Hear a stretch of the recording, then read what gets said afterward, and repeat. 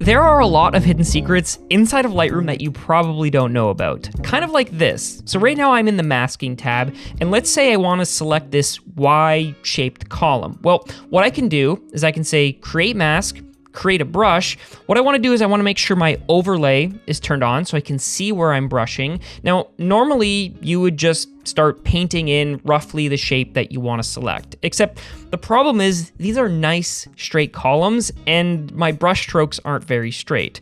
So instead, I'm going to undo that. I'm going to try a new brush, and then I'm going to click once at the base. And before I click a second time, I'm actually going to hold Shift on the keyboard, click again, and it automatically creates a brush in a straight line. Now that's good for this portion of the column down here that's nice and straight, but what about this portion of the column that's a little bit tapered? Well, there's something else we can do.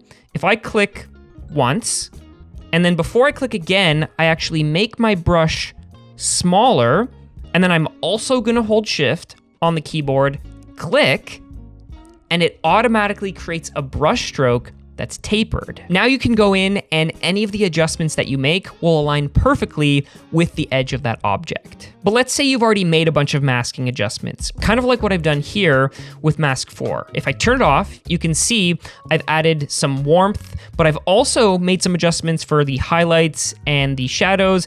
I've made some adjustments to the tone curve, the temperature, and all the way at the bottom, even texture, clarity, and dehaze.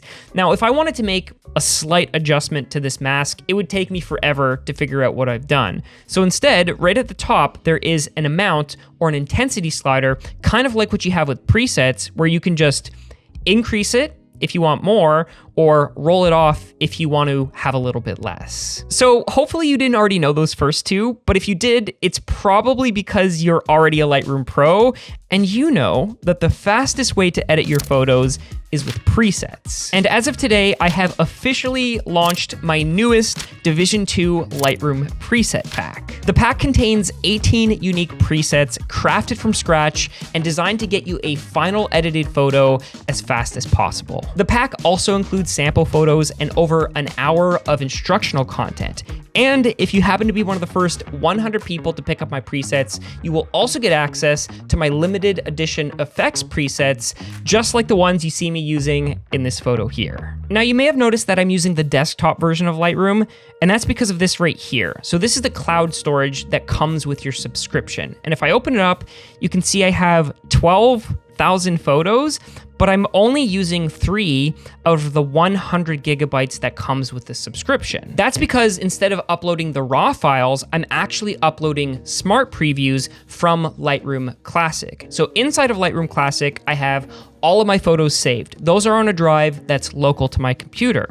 But when I want to edit photos on the go, or I want to edit photos on Lightroom Mobile, I'll sync those smart previews to the cloud, and they don't take up any cloud storage. So if you're someone who travels a lot or moves between computers, what you can actually do is have all of your photos hosted on a machine that's at your home that has a big hard drive, sync all of those photos with smart previews to the cloud, and then have access to edit all of your photos while you're on the go, without eating up any of the storage that Adobe provides. If you are a hybrid shooter and you edit inside of Lightroom Classic, you've probably seen a window that looks like this, where all of your photos and videos are on one memory card, and you go to import, and now you have to sort through and uncheck all of the videos manually. Well, if you actually hold Alt on the keyboard, you can see right at the bottom, with one click, you can uncheck all of the videos. Here are a few more keyboard shortcuts that work in both versions of Lightroom.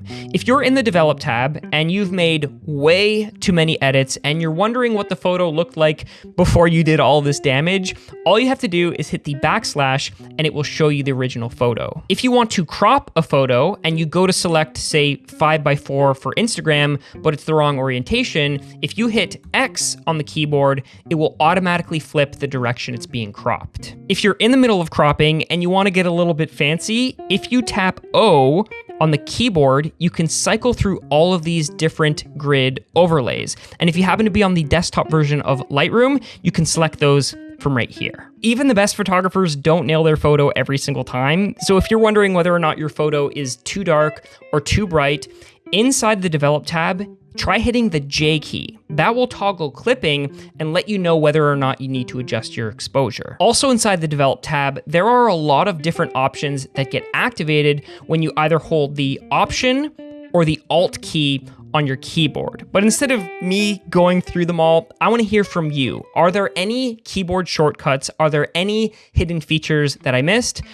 Let me know down below. One of the most important things that you can do inside of Lightroom is create backups. Now, in my case, every single week, Lightroom asks me, do you want to create a backup? And for the last 11, 12 years, I have said yes. Now, when you only have a few hundred or a few thousand photos, that's not a big deal. But when you have hundreds of thousands of photos inside your catalog, kind of like what I have, the size of the catalog becomes massive. Recently, I discovered that I had over 300 gigabytes of Lightroom catalog backups. That's because Lightroom doesn't delete any of the old backups, it just keeps creating new ones. So if you're someone who's running out of hard drive space, you might want to check either of these locations and delete all of the old backups and just keep some of the more recent ones. But let me know if there are any Lightroom hacks that I missed, and make sure you check out those presets linked down below. And until the next one, get out, grab your camera, and go shoot photos.